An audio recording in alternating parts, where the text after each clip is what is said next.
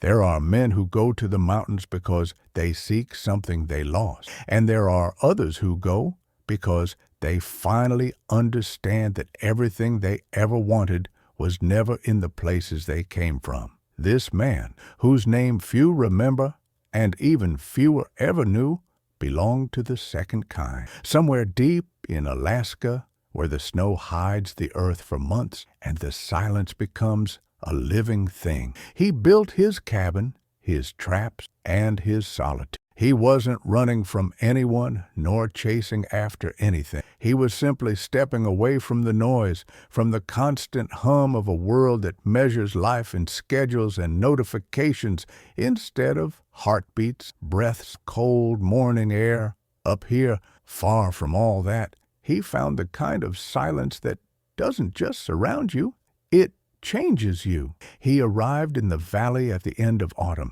when the rivers still moved, but the frost already began to creep across their edges. The journey had been long. He had driven until there were no more roads, then walked until there were no more trails, following the instinct of a man who no longer needed, because he wasn't trying to arrive specific. He carried only what was essential: an axe, a rifle, a pack of tools, a sleeping bag, and a notebook filled with sketches and half-finished thoughts. He built his cabin by hand beside a frozen creek that whispered through the trees even in the dead of winter. He cut spruce logs, notched them carefully, sealed the gaps with moss, and set a roof of tin and bark that cracked and groaned in the wind.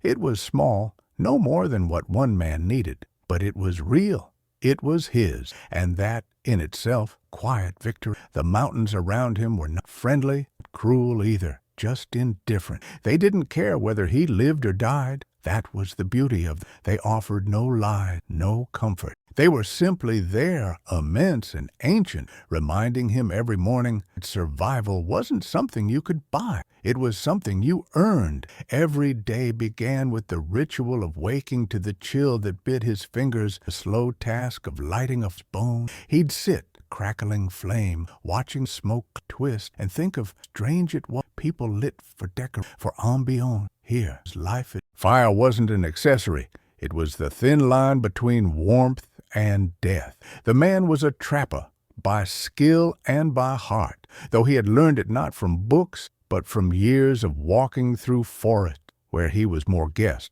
than master. He respected the animals he trapped, never taking more than he needed, always using what he caught. His traps were built with patience, carved from the wood he found around him, fine-tuned by the rhythm of the wild. And yet, among all the devices he built, there was one trap that became a mystery even to him.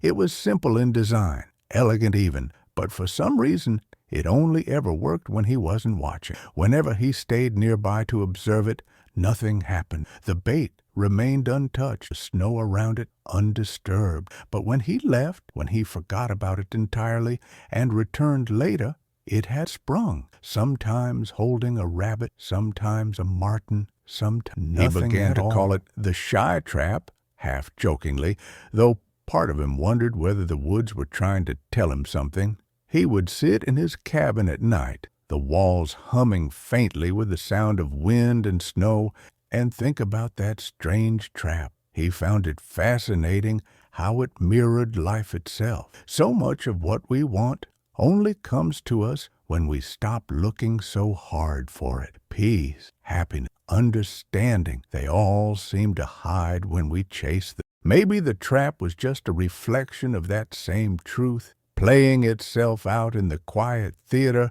of the Alaskan wilderness. He would pour himself a cup of strong black coffee, take a slow sip, and stare into the fire, thinking how strange it was a piece of wood and metal could hold such meaning. The trap wasn't just catching animals, it was catching fragments of who he was becoming. Some nights he would step outside and look up at the sky. The northern lights would sometimes appear like green rivers flowing above the world, shifting and dancing silently across the frozen heaven. There was no sound, no applause, just the soft whisper of the wind moving through the pine. He realized then that there was no loneliness, only solitude. Loneliness is when you feel the absence. Solitude is when you feel present. Everything else, the mountain, stars, the fire, the trap that only worked when unwatched, they were all parts of the same quiet conversation between man and nature.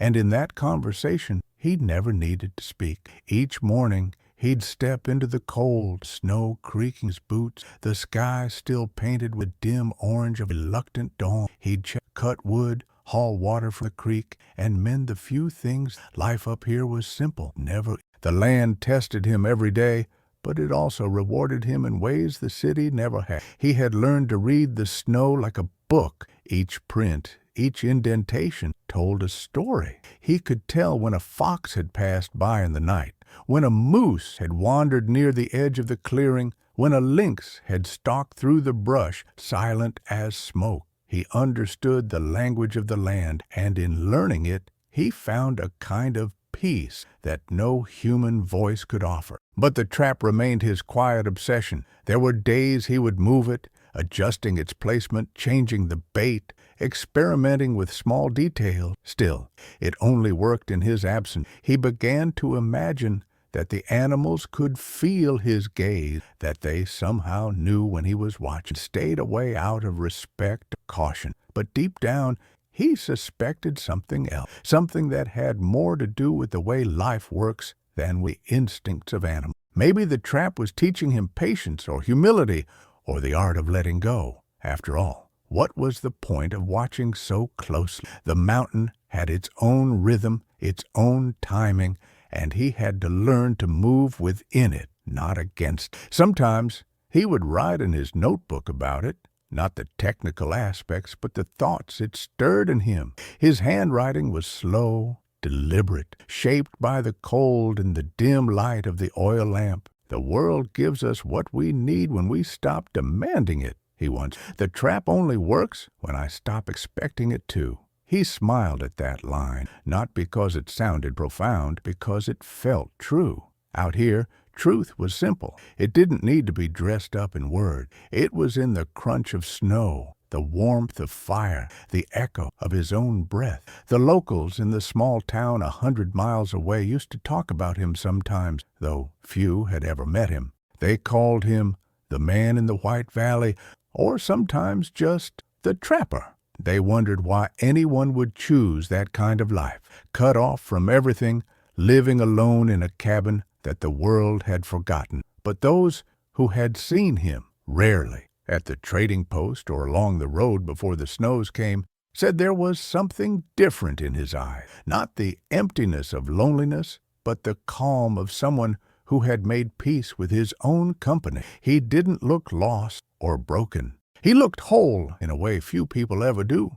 The mountain had a way of stripping away everything unnecessary. There were no lies up here, Each day was a reminder how little a man truly needs: food, fire, shelter, and silence. Everything else was just noise. And maybe that's why the trap fascinated him so much, because it was a reminder that not everything can be controlled, not even by those who prepare the most. The wild still belonged to it, and it chose when to give and when to hold. The man respected. He didn't fight it. He simply watched, learned, and accepted that the mountain didn't owe him anything. If you've ever stood alone in a place that you can hear your own heart, you might understand what he felt. A strange mix of insignificant belonging, of being smaller than everything around you, deeply connected. That's what he lived for. Not comfort, not company, but clarity. And in that clarity, he discovered something that most people spend their lives chasing without realizing it: the freedom that comes not from having more, but from needing less. And maybe that's why he smiled every time he found his shy trap triggered while he was away. It reminded him that some things in life only reveal themselves when you stop trying to control them. Maybe happiness works the same way. Maybe understanding does too. The mountain seemed to agree, standing silent and eternal, watching him as he moved through the snow, a small figure in a vast white world. He never called it loneliness. He called it listening. And as he walked back to his cabin, the wind would carry faint echoes of the past and the promise of another long, quiet. In that stillness, where the heart beats slower and the mind grows calm, he found the kind of truth that doesn't need to be, it just is. And if you're listening to this now, tell me, where are you watching from? Because somewhere,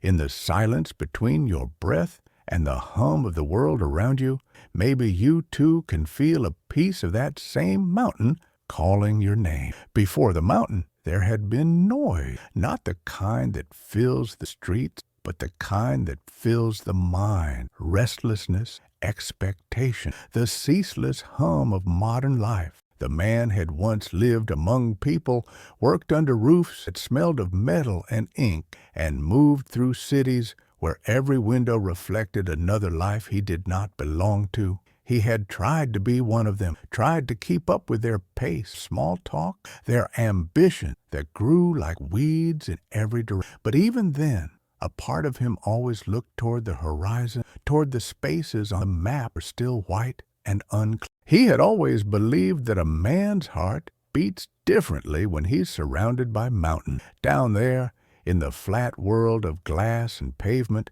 his heart had become too quiet. He wasn't born a hermit. He had friends once, even family, though time and distance eroded those connections until they were little more than ghosts in memory. He worked with his hands, construction mostly, building structures that never lasted long enough to mean anything. Cities are like that. They rise and fall, and no one remembers the names of the men who built them. He used to stand on scaffolding high above the ground, looking out over the skyline and wondering why everything beautiful in this had to be temporary. The mountain never need to be rebuilt. It would stand long after he was gone. Maybe that first drew him to it. Permanent. But there was something deeper, too. Something he rarely spoke of. Even silence. A kind of breaking that had pushed him away from the world. Years before he came to Alaska, he had loved a woman who understood silence almost as well as he did. She wasn't loud, not in voice or presence. She had that rare gift of being comfortable, stillness. They had lived together in a small edge of a forest, far enough from town to hear the wind through the trees. For a while, he believed that life could stay that. But the world has a way of intruding, and the simplicity they built began to crack. She wanted children. He wanted space. She longed for connection. He longed for... They loved each other deeply. But sometimes love alone isn't enough to keep two people. He remembered the sound of her boots, the way the door closed, not in anger, in it. She didn't cry. And they both understood something that words couldn't express, that some people are meant to stay and others are meant to go. She found her life elsewhere, and he eventually found his way to the mountain. But it wasn't just heartbreak that led him there. It was the realization that his spirit had been built for something, that the noise of the world drowned out the voice within him that still believed in simplicity, honesty, and stillness. He tried for a few years to live the life expected of him. He went back to work, surrounded by people who laughed loudly and complained often. He drank in crowded bars where the music never stopped and the lights blurred everything into sameness. But he felt invisible, like a shadow moving through other people's noise. The city began to suffocate him, not because it was cruel, but never stopped. It never slept. Even the nights felt too bright. So one day, he packed a single bag, left his keys on the kitchen counter, and drove north. He didn't tell anyone where he was going because even he didn't know. He just followed the road until the road disappeared. The decision wasn't impulsive. It had been building quietly for years, like snow accumulating on a roof until the weight finally gives way. When he crossed into Alaska, something inside him began to loosen. The air grew colder, cleaner. The spaces between things he could breathe wider. The first night he camped beneath the northern sky, he felt something he hadn't felt in years. Belonging, not the kind that comes from being around others, the kind that comes from standing in a place that doesn't need you to be anything other than what you are. The wilderness doesn't ask you to change. It just asks respect. He learned to live slowly, to build, to listen, to wait. Those first months were hard. His hands, used to tools powered by fuel and electricity, learned the rhythm of wood and steel. He made mistakes, lost supplies, faced storms that nearly broke him, but he stayed. Each hardship became a lesson, each failure a teacher. He learned to track by shadow, to read the wind, to start a fire with half-frozen fingers. The man who had once depended on the world learned to depend only on himself, and yet he never grew bitter. The mountain had no place for bitterness. It stripped away pride, leaving only gratitude for small victories, warmth, food, light, survival. Over time, he began to write again, not for anyone, not to publish, but to remember. His notebooks filled slowly, line by line, with reflections of what it meant to be human when no one else. The world becomes clear, he wrote once, when you stop trying to be seen. That sentence stayed with him. It was the heart of why had left, even if he hadn't known it. He didn't want to be invisible. He wanted to be unseen. There's a difference. To be unseen is to exist quietly, fully, without needing validation. That was the freedom he had been searching for. Sometimes he thought of the woman he had left behind, wondering if she had found her own kind of peace. He didn't miss her the way most men miss what they lose. It wasn't longing. It was gratitude. She had shown him love, and in losing it, he had learned the truth about himself. He often thought that if they ever met again, he would simply thank her, because sometimes the people who leave us are the ones who push us toward who we're meant to become. Maybe she had been his last teacher before the mountain took over. There were darker memories, too. Not everything he left behind was gentle. He had grown up in a small town that pretended to be kind, but thrived on gossip and silence. His father was a hard man, not cruel, but cold in the way men become when they've buried too many dreams. His mother was softer, though her kindness often went unnoticed beneath the weight of daily survival. He learned early that silence could protect as much as it could isolate. When arguments filled the house, he'd walk into the woods, finding refuge among the trees. The forest became his first escape, his first teacher. Even as a boy, he understood that nature listened better than people did. Years later, when his father died, he didn't cry. He just stood by the grave, watching the snow fall, thinking about how little they had truly known each other. The man had given him strength, warmth. Still, he was grateful. Without that distance, he might never have learned to find warmth within himself. When his mother passed, he built a small wooden cross by hand, planted it at the edge of frozen river. He didn't tell anyone. He didn't need to. Grief, he learned, doesn't always need witness. Those memories traveled with him to Alaska, not as burdens, but as quiet companions. The past never fully leaves you. It just learns to walk beside you in silence. In the long winters, the snow pressed heavy against the cabin walls.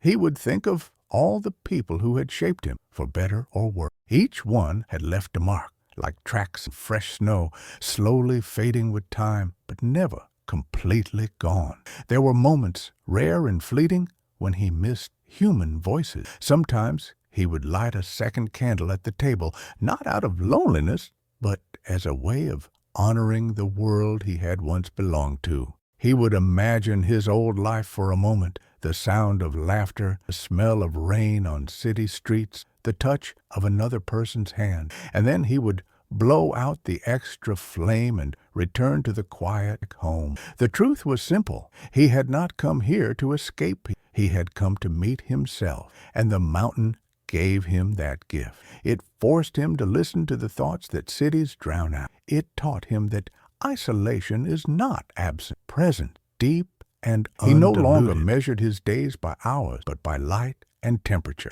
by the rhythm of the river and the call of ravens in the distance. The world down there ran on clock. Up here, time was circular, infinite, alive. The past didn't haunt him anymore. It simply existed, a series of footprints that had led him here, to this cabin, this fire, this moment of stillness. When people in the nearby town asked him once why he chose to live this way, he smiled and said, "Because out here, I can hear myself think." It wasn't meant as philosophy.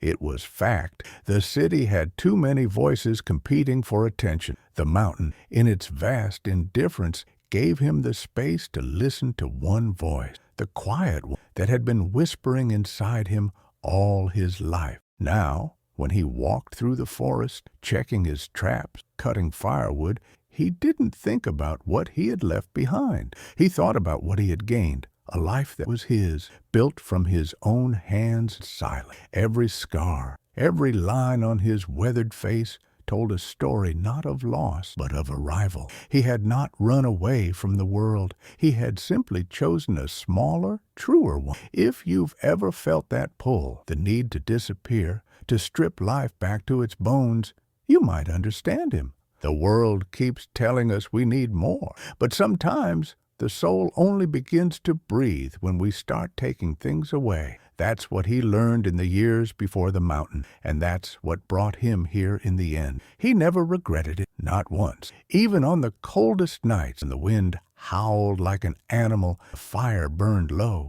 he would look around his small cabin and feel a quiet kind of joy. He had built this life with his own two hands, and it had given him back something the city had taken away, his peace. And if you're still listening to this story, maybe that same peace is what you're looking for too.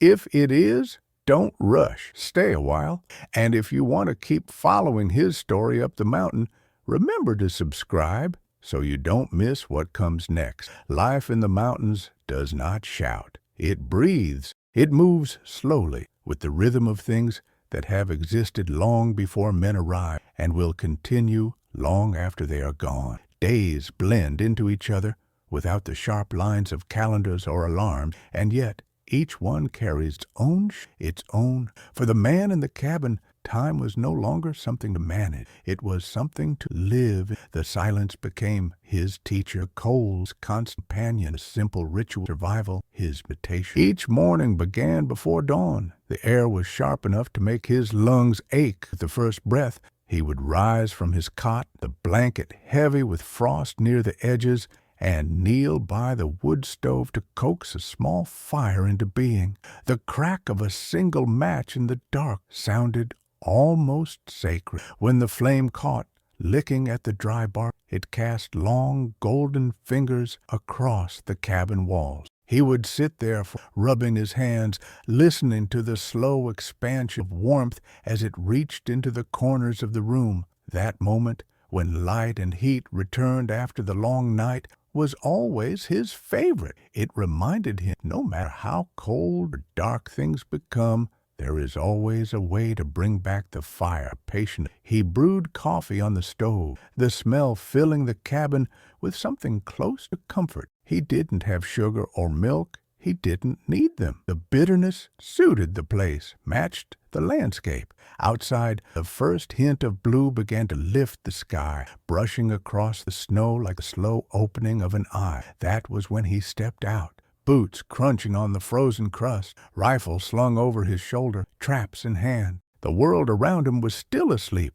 wrapped in a deep, heavy silence that only broke when a raven called from far above, a sound so sharp it seemed to split the air in two.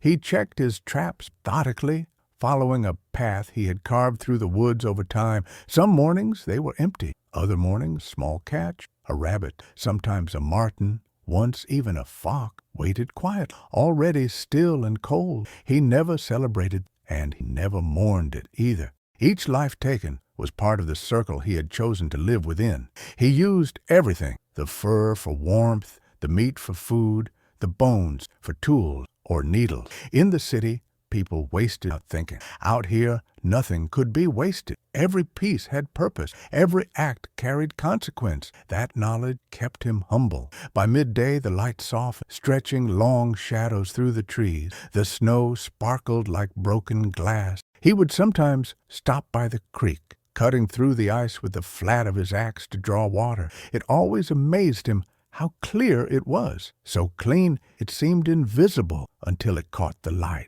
He drank it straight from the surface, the taste of stone and cold mixing on his tongue. It felt like drinking from the heart of the earth itself. That kind of purity doesn't exist where machines and men crowd together. Only silence can make something that pure. Back at the cabin, he worked on small repairs, cutting wood, mending tools, carving handles for traps. There was always something to fix. Life up here had no room for laziness. Every nail, every piece of rope, every log mattered. The cabin itself had begun to feel alive, creaking softly in the wind, breathing with him through the season. Sometimes he would sit by the window, knife in hand, shaping a piece of wood without any plan, just letting the blade find its path. It wasn't about creating anything useful.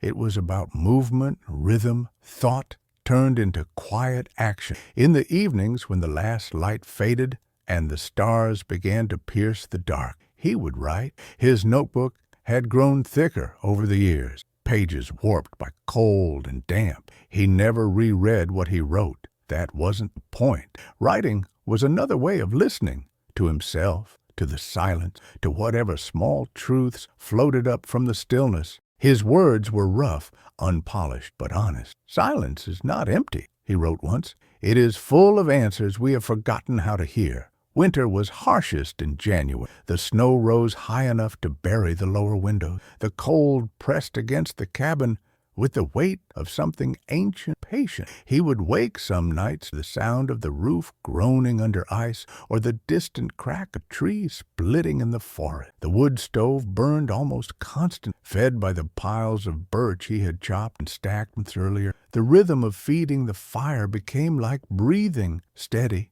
necessary, grounding. There were days when the storm howled for hours, sometimes days, and he couldn't step outside. In those times, the world shrank to the few meters between his bed, the stove, and the door. He spoke aloud then, not out of madness, to keep the air from growing too heavy. Sometimes he recited lines he remembered from old books. Sometimes he just talked to the fire, thanking it for holding on. Loneliness was never the enemy. Stagnation was. He had learned to move even in stillness, to keep his mind alive even when the world outside was frozen. When the weather calmed, he would step outside and find the world transformed. The snowdrifts sculpted into shapes by the wind, the forest branches weighed down like tired arms, silence even deeper. He would walk far then, following the tracks of animals that crossed his land during the storm. Once, he followed the prints of a wolf for nearly half a day, never expecting to see it,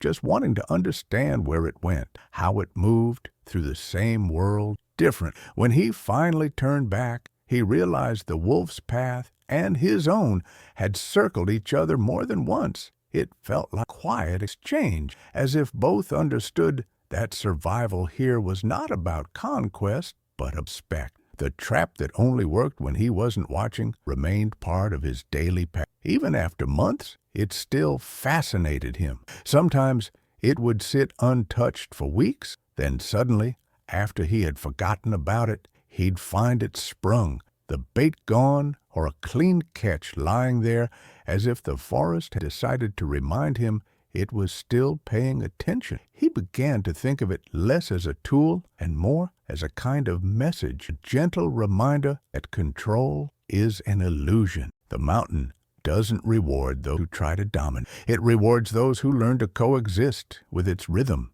The longer he lived there, the more his senses sharpened. He could tell the difference between the sound of dry snow and wet snow falling on the roof. He could smell when a storm was coming, taste when the air carried ice. The mountain had tuned him like an instinct, stripping away everything unnecessary until only instinct. That awareness brought a strange comfort. It made him feel less like a man living in the wild and more like a part of the wild itself. At night, when the moon hung low and white over the valley, he often stepped outside just to stand in the cold. The sky was a vast sea of stars, endless and close all at once. He would stare upward until he lost all sense of it, until he felt small enough to belong. That was the paradox of isolation. It didn't make him feel alone. It made him feel connected to everything that exists. The silence between the stars, the frost on the trees, the slow breath of the earth beneath the snow, it all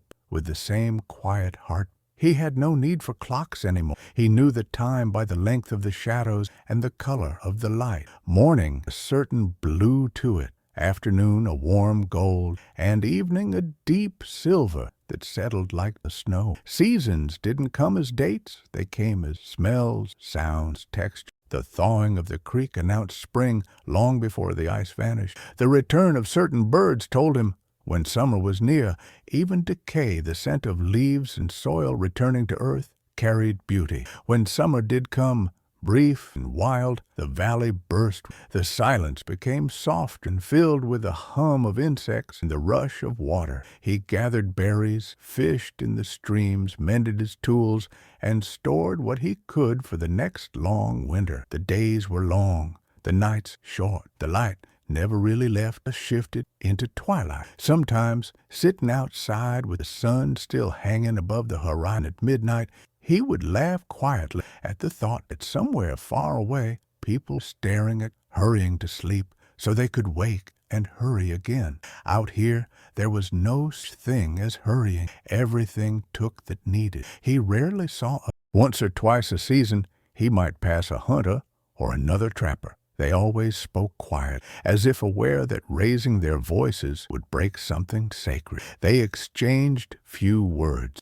mostly practical ones about weather, supplies, or tracks seen near the ridges. Sometimes they traded pelts or salt. Then they'd part, both grateful for the brief reminder that they weren't entirely alone, and even more grateful that solitude still waited for them. Years passed that way, measured not by calendars, but by winters survived, by tools worn down, by fires lit and extinguished. His hair turned white, his face lined by wind and time, but his eyes remained steady, clear. The mountain had taken from him everything unnecessary and given him back only what mattered, presence. If someone had asked him whether he was happy, he might have smiled and said that happiness wasn't the right word. Happiness was a thing that flickered on and on. What he felt was steadier, deeper, a quiet contentment that stayed even when the fire went out, even when the storms came.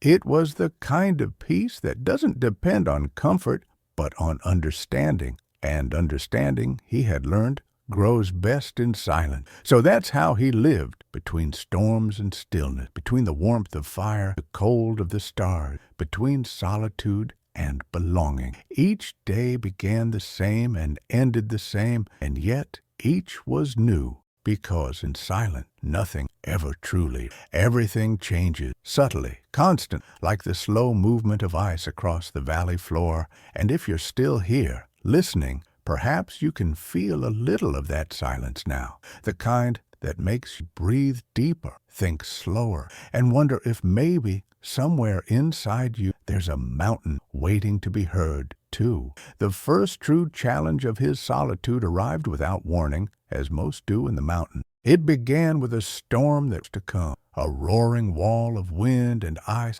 that swept across the living. The sky darkened long before nightfall, the light fading in strange, bruised gray that made the air every. He had seen many storms, but there was something different. The silence that usually preceded snow was replaced by a low hum, a vibration that seemed to ground. The birds had gone quiet, and even the trees appeared to lean away from the horizon, as if they too sensed what was coming. He had learned long ago that fear in the mountains serves a purpose. It sharpens your instinct, keeps you alive. So he moved quickly, securing the roof, tightening the shutters, and bringing in as much wood as the cabin could hold. He melted snow for water, made sure the rifle was clean and dry, then sat by the stove and waited. The storm hit just after dusk. It began with a hiss then a roar, then a constant, unrelenting scream of wind that shook the cabin walls like a drum. Snow swirled past the windows in white sheets,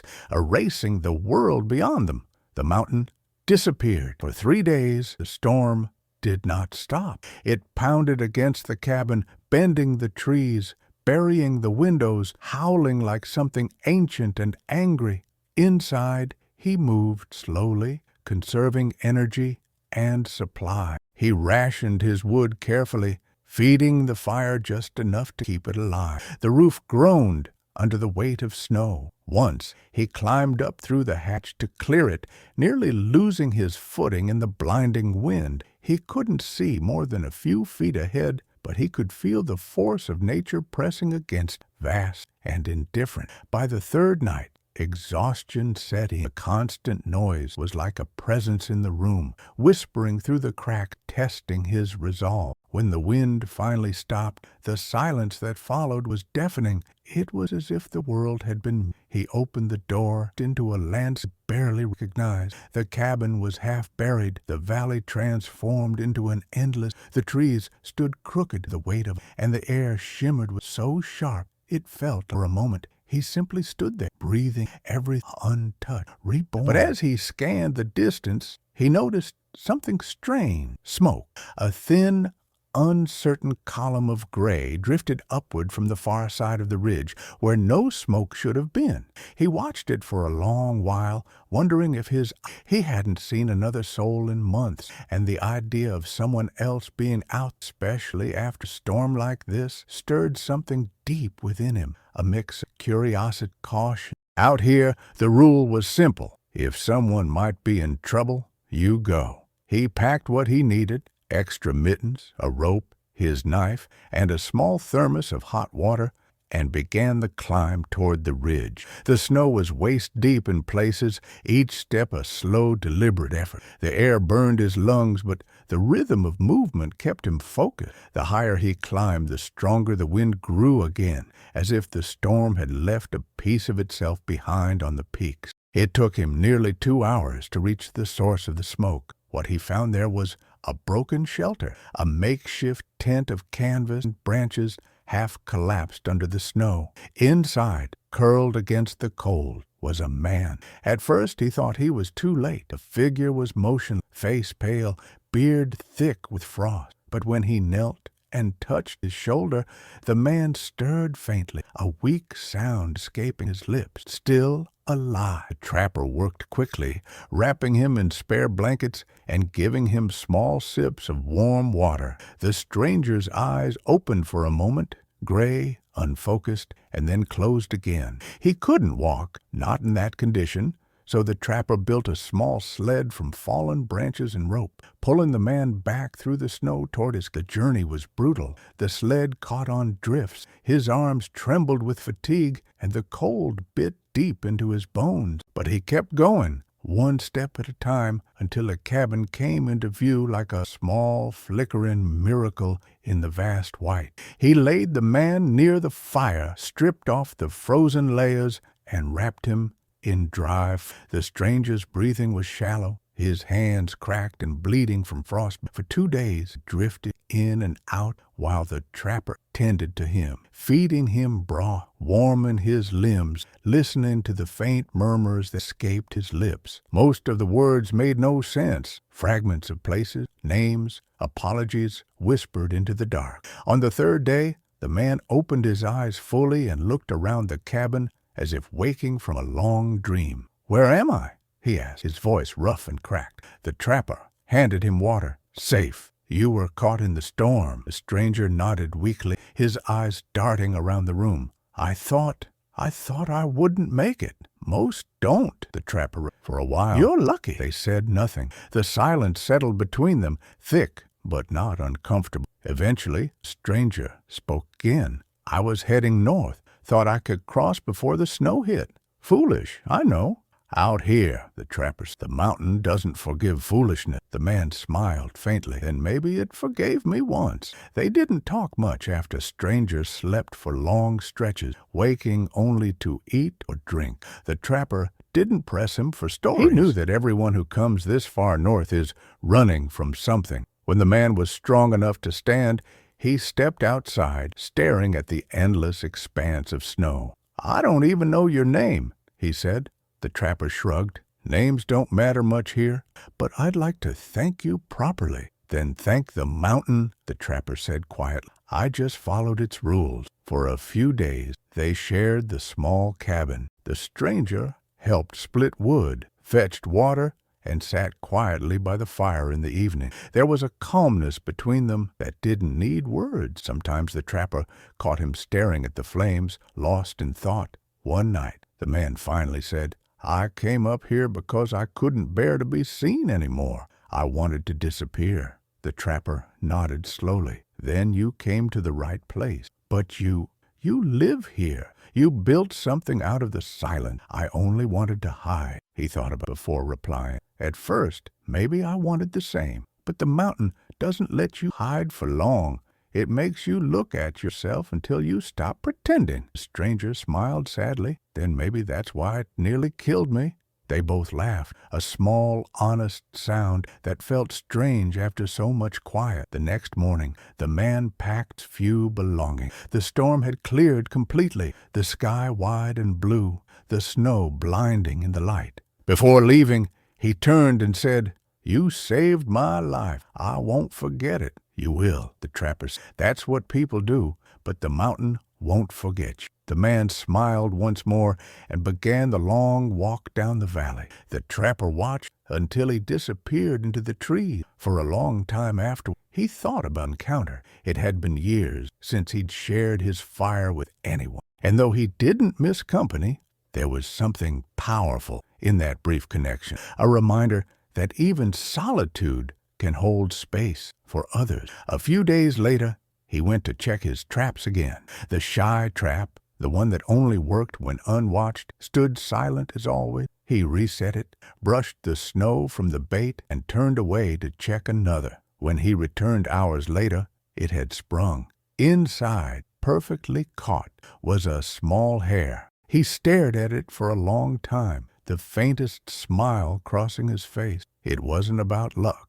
It was about timing. The mountain always took its time revealing what mattered. Maybe saving that stranger had been his own trap, one he didn't know he'd set, one that only worked when he wasn't watching himself too closely, because sometimes what you give without expecting anything in return becomes the thing that saves. That night, he sat by the fire, the hare roasting over the coals, and thought about the strange order of things. The storm had nearly taken him, yet it had also brought him a chance to remember what it meant to care for another human being. Solitude wasn't the absence of connection. It was the freedom to choose it honest. The discovery wasn't dramatic. It didn't need to be. It was quiet, like the rest of his life. The trap, storm, stranger, they were all lessons written snow. As the flames danced across the cabin walls, he whispered to himself,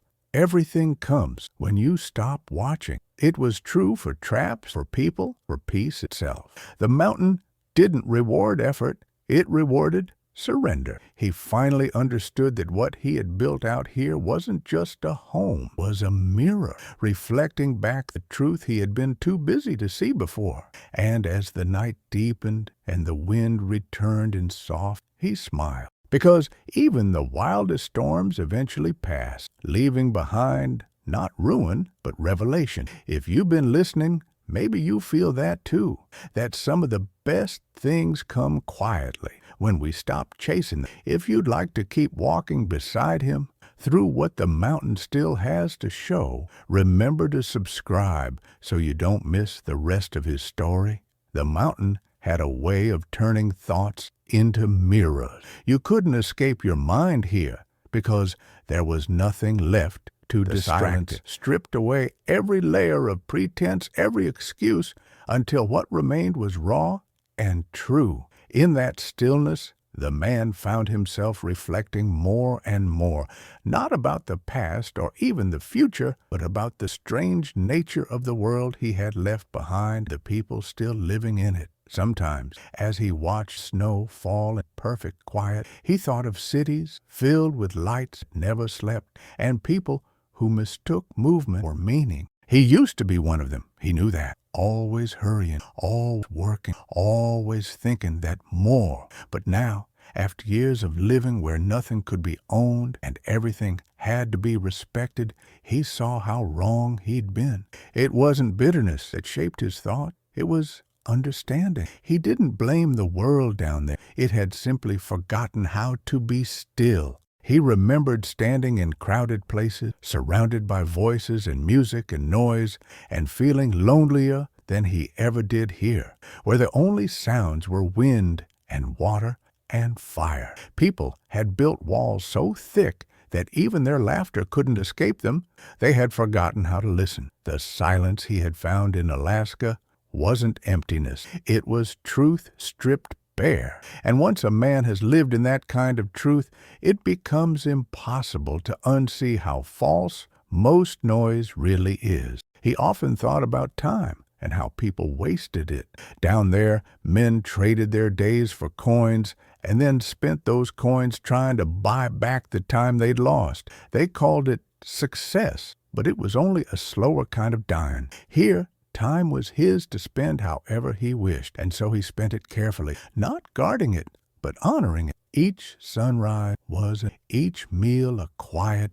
The world had made life complicated, but the mountain showed him that simplicity was not poverty. It was freedom. Sometimes he wondered what would happen if everyone had to live one full winter alone like he did. Maybe they would understand what truly mattered. Maybe they would see that comfort and happiness aren't the same thing. Silence isn't loneliness. That survival isn't hardship. Clarity. He thought about how people feared silence, as if quiet might reveal something they didn't want to hear. But silence only speaks what's already inside you. If what you hear in it frightens you, that's not the silence's fault. It's yours. He had learned that the world outside the mountain was obsessed with control. Control of time, control of others, control of outcomes. But the wild didn't work that way. The mountain had taught him the art of surrender. To live here was to accept uncertainty, to understand that everything, life, warmth, food, safety, is temporary and fragile. And in accepting that fragility, he had found peace. The same storms that could kill him also reminded him that he was alive. The same hunger that tested him also made every meal sacred. The same silence that could crush a weaker spirit filled him with gratitude so it felt. He remembered a quote he'd once read, though he couldn't recall who had said, "Man cannot learn anything from being comfortable." That line had stayed with him, echoing through the years. Comfort, he had realized, makes men strength. Struggle brings them back to it. The mountain didn't let him fall. Every time he stepped into the cold, every time the fire went out, the wind howled against the cabin walls, he was reminded a simple truth that life itself is the reward. Not luxury, applause, not safety, just life, breathing and enduring. There were moments when he thought about returning, not out of desire but curiosity. He wondered if he could stand the noise again, if he could sit in a room full of voices and not feel like he was being pulled up. But then he'd listen to the soft creak of the cabin, the whisper of snow on the roof. He no longer belonged to that, and it no longer belonged. The mountain had changed him too completely. He didn't measure success in possessions anymore, but in moments of stillness, in the ability to sit for hours watching light shift across the snow without needing it to mean anything. He thought about mankind and how they had filled the earth with things and yet emptied them. Technology, convenience, entertainment, they had all been meant to make life easier, but in truth had only made it noisy. The more people created to distract them, the less they seemed to understand what meant simply be. He imagined the hum of electricity, the glow of screens, the endless scroll of images that meant nothing and everything all at once. He was not angry about it, sad, because beneath all that noise, he believed people were still looking for the same thing he had found. Silent. They just didn't know where to look. Sometimes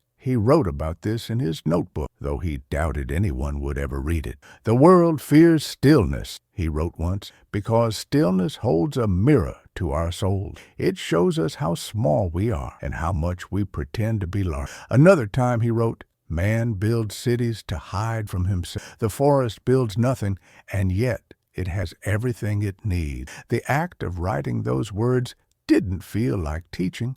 It felt like remembering. He wasn't trying to prove anything. He was just recording the simple truths that the wind whispered to him each day, the discovery that had come with the storm, the one about surrender and timing deepened with time. He realized that his entire life before the mountain had been one long attempt to force outcomes. He had tried to make people stay, make work matter, make noise meaningful, but nothing real can be forced. Just like his trap, life only gives. Stop watching it too closely. The best moment, the ones that change you, happen when you let go. One spring morning, the snow began to melt, and the first shoots of green broke through the soil. He walked to the creek and saw his reflection for the first time in months. The face that stared back was older, rougher, not weary. There was calm in his eye, a deep, steady calm that comes only from understanding one's place in the order of things. He realized then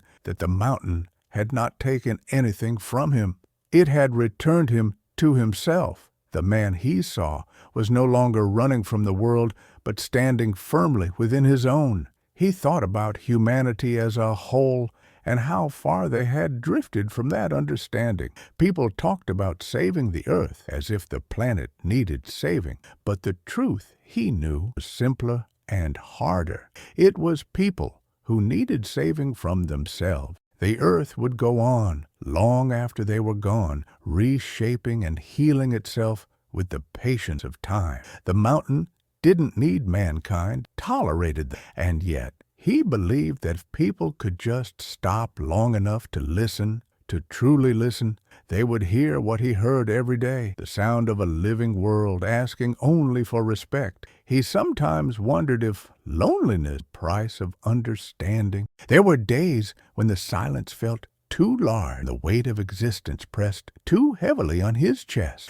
In those moments, he would step out, breathe the cold air, and remember that he was part of something infinite. The mountain didn't exist to comfort him. It existed to remind him that comfort isn't the point. Meaning is. And meaning, he had learned, is found in the small, unremarkable moment. The sound of an axe splitting wood, the taste of clean water, the warmth of a fire built from your own effort. He realized that man's greatest mistake was believing he could separate himself from nature. The truth was that nature lived inside him as much as he lived inside. The same wind sculpted the snow, shaped his thoughts. The same fire that kept him alive burned within his chest. Every act of survival was a kind of worship. Every breath was part of the same great rhythm. There were times when he thought about writing a letter, not to anyone specific, but to the world itself. In it, he would tell them that silence is not something to fear, that solitude is not an illness, that simplicity is not failure. He would tell them that peace doesn't come from adding things, but from removing them. He would tell them that they already have their looking, but they've buried it under noise. He would tell them to find their own mountain, whatever that might. But he never sent that letter. The world wasn't ready to listen. It was fine. He hadn't come here to change anyone. He had come here to change himself, and that mission complete. As the sun dipped behind the ridge, casting long blue shadows across the valley, he sat outside his cabin and felt the world breathing around him. The air smelled of pine and thawing earth. Ravens called from the distance. The creek ran strong again, singing in the language of moving water. He closed his eyes, smiled. He had become part of that song. Was enough. If you are still listening,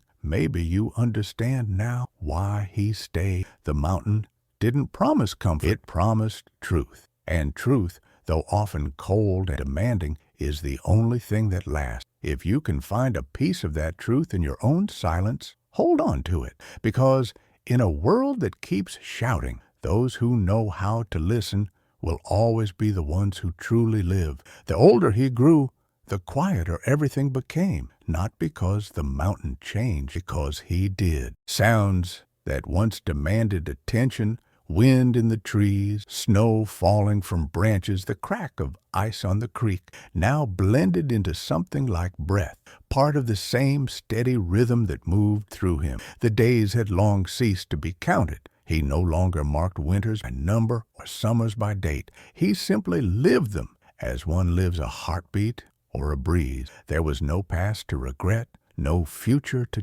only the constant now, vast and calm, like the snowfields stretching beneath the pale sky. The cabin had aged with him. Its walls had darkened, its edges rounded by time. The tools on the wall bore the smooth polish of use, handles darkened by the oils of his hands. The place smelled of pine smoke, leather, and the faint sweetness of old wood. Everything inside it purpose, and everything had a story. There was the kettle he had found abandoned near the river years ago, dented, still strong. The knife he had made from a broken saw blade. The single photograph tucked behind a shelf, faded beyond recognition, but kept not for the face it was, rather for the feeling, a reminder that he had once been part of the wider world. He didn't need to look at it often. The memory it held had long since turned into something almost wordless, sent from another life. In the deep winters of his later years, when his hands had grown slower and the fire took longer to catch, he spent long hours simply sitting by the window, watching the world move without. The forest was a living clock, and he had become pendulum swing. He watched the fox tracks fade in the snow, the frost bloom on the glass, the light rise fall across the valley. It was enough. There was a strange beauty in watching life continue, knowing it no longer needed you to witness. That, he thought, was the truest kind of belonging, to be unnecessary and yet still part of the whole. Sometimes he would walk down to the creek and sit beside the water even when it was half frozen. He liked the sound of it, the way it gurgled softly beneath the eye. Persistent, the current never stopped, even in the harshest cold. He saw himself in that, the steady flow beneath the surface, unseen but unbroken. He thought often about how life worked like that too. What you see above ground, success, failure, struggle, peace, is only the thin crust. Beneath it, the current of existence moves constant, shaping everything in silence. He realized he didn't need to understand it anymore. It was enough to know that move. His hair had turned white by then, his beard thick and long, his eyes still sharp but softer around the edges. He no longer hunted often. The traps still hung where they always had, though the shy trap, the one that only worked when unwatched, had been left untouched for a long time. It had become more symbol than tool, a reminder of a lesson learned long ago. One day, near the end of another long winter, he decided to visit it again. The air was brittle with cold, the snow crusted with a thin glaze of ice. He moved slowly,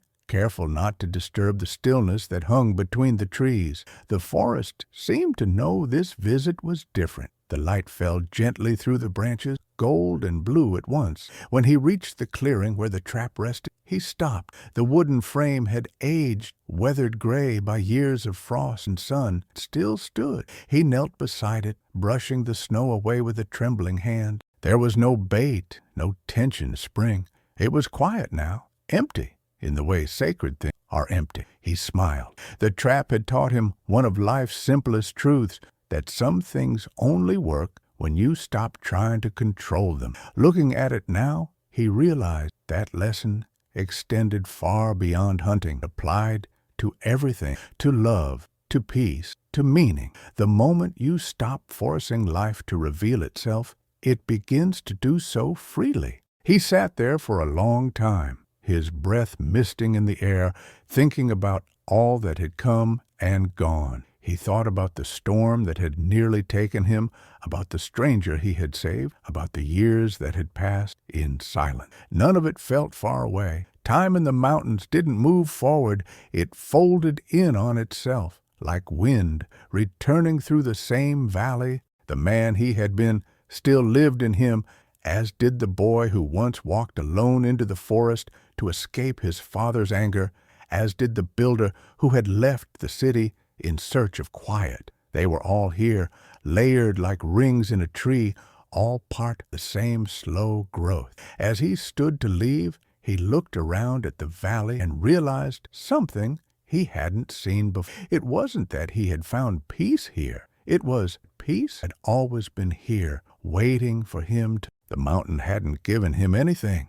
It had only revealed what he already carried inside. All the noise he'd run from, all the questions he'd tried to answer, they had been distractions from this simple truth, that a man's soul does not need fixing, only listening. He made his way back to the cabin before nightfall. The sky was turning violet, the first stars trembling in the thin light. Inside, he lit the fire, warmed his hands, and sat down with his notebook. The pages were nearly full now, the handwriting uneven from the stiffness in his fingers. He turned to a blank page and stared at it for a long time, wondering if there was anything left. Then slowly he wrote, "I came here to be alone. I stayed because I found everything." He paused, then added one more line beneath it. "If someone finds this, take it as proof that silence is not the absence of life. It is where life begins." He closed the notebook and set it aside. The fire popped softly.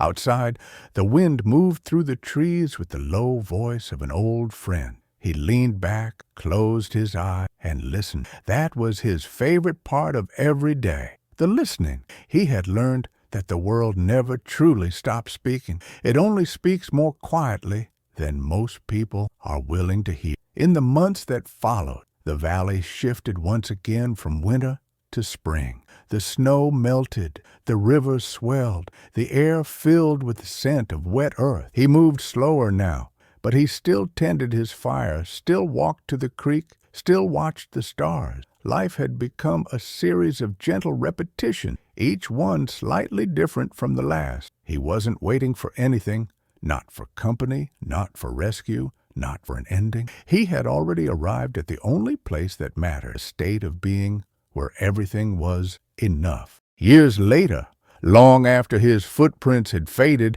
and his roof had caved in, a pair of travelers passed through the valley. They found the remains of his cabin, a skeleton of logs, half buried in moss and thyme. Inside, they discovered a few rusted tools, a tin cup, and a single notebook resting on a wooden shelf. The pages were brittle, but still legible. They sat in silence, reading by the soft light that filtered through the broken roof. The words were simple, steady, written by a hand that had learned patience. They spoke not of survival, but of peace, of finding beauty in the harsh and the ordinary, of a man who had chosen stillness over noise and, in doing so, had found a truth larger than himself. When they left, they didn't take the note. They set it back. They had found it beside the ashes of what had once been a heart. As they stepped outside, the wind rose gently, carrying the scent of pine and snow. It felt like a blessing, or perhaps a reminder, that some stories are not meant to end, only to echo. And maybe that's how his legacy began, not in books or monuments, but in the quiet passing of understanding from one soul to another. Those who came after him, who read his words, or merely stood in the silence where he once lived, carried a piece of that mountain's small stillness, a whisper of calm. His life became less a story and more a lesson, a reminder that happiness is not found in what you hold, but in what you release. If you listen closely now, you can almost hear it, the soft hum of wind through the spruce, the faint trickle of thawing ice, the heartbeat of a man who found himself by letting go of everything else. The mountain still stands, unchanged and eternal, keeping its quiet promise. Somewhere in its shadow, the memory of that man lingers, not as a ghost,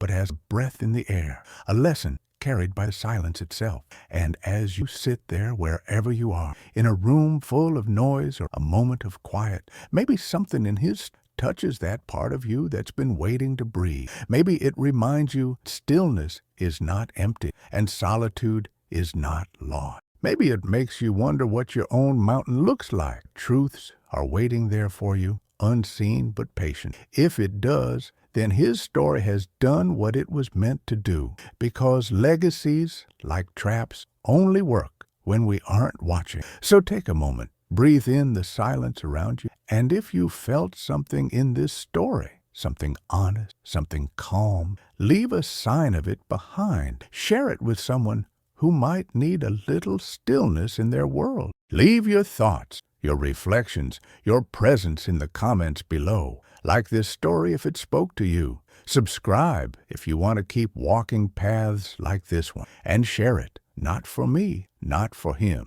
but for anyone who's still searching for the quiet, because somewhere in the whisper of wind through distant pines, the mountain is still listening.